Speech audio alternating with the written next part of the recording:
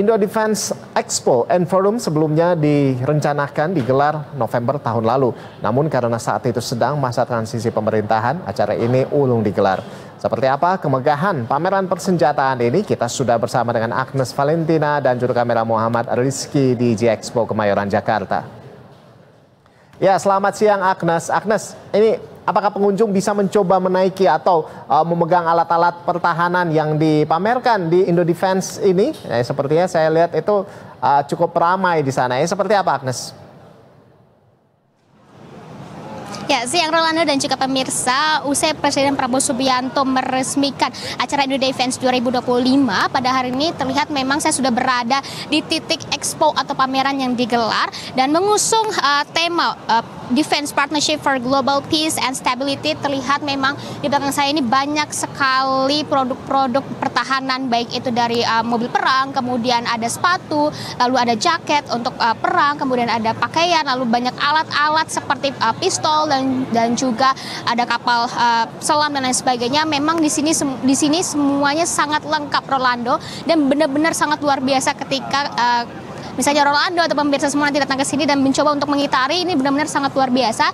Namun tadi kami sempat bertanya-tanya terhadap beberapa stand yang ada di sini bahwa memang untuk dapat menyentuh atau memegang nanti melihat situasi di hari-hari nanti, Rolando, karena memang untuk hari ini dan juga 2 hari ke depan ini hanya akan dibuka untuk bisnis. Jadi memang yang akan datang ke sini hanya para pebisnis dari dunia industri dan juga usahawan yang bisa memasuki. Lalu pada hari terakhir nanti tanggal 14 baru nanti para pengunjung atau masyarakat umum boleh memasuki area dari pameran. Dan untuk memegang, kami mungkin menghimbau untuk dapat berhati-hati, Rolando, karena memang selain takut rusak, di sini juga penjagaan juga cukup ketat dan pasti akan ada beberapa orang yang mengawasi dan juga menjaga setiap barang-barang pertahanan yang dipamerkan pada acara pada hari ini. Dan kami informasikan juga bahwa setiap mobil perang ataupun pameran yang barang-barang yang dipamerkan pada acara expo pada hari ini juga diberikan seperti tempat khusus perlindungan begitu, Rolando, agar tidak mudah untuk misalnya tergores atau mungkin nanti misalnya ada tiba-tiba untuk menaiki. Namun juga jika nanti masyarakat semisal excited dan juga pengen mencoba menaiki mobil-mobil perang yang ada di pameran ini, katanya ini masih melihat situasional nanti pada hari H seperti apa, Rolando. Excitednya masyarakat nanti akan dilihat dan disesuaikan jika memang memungkinkan. Kemungkinan besar, Rolando, para pemirsa dan juga masyarakat yang nanti datang boleh menaiki. Ya, Rolando. Baik. Jadi memang sebetulnya nggak boleh sembarangan di sana begitu ya. Akan ada banyak sekali petugas yang jaga-jaga di sana begitu. Demi keamanan kita bersama ya, Agnes ya. Nah baik, nah apa yang disampaikan oleh Presiden Prabowo dalam pembukaan Indo Defense ini dari pantauan Anda di sana, Agnes? Ya, Rolando, berdasarkan sambutan pembukaan yang disampaikan oleh Presiden Prabowo Subianto dalam acara pagi hari ini, ia menekankan bagaimana acara ini menjadi ajang yang strategis guna untuk mempererat kerjasama bilateral maupun multilateral. Karena memang, Rolando, yang berpartisipasi dalam ajang ini sebanyak 55 negara dan kurang lebih 1.000 lebih perusahaan dari berbagai dalam luar negeri juga berpartisipasi. Jadi memang ini benar ajang untuk saling mengenal, ajang untuk saling bisa bekerja sama satu sama lain antar negara.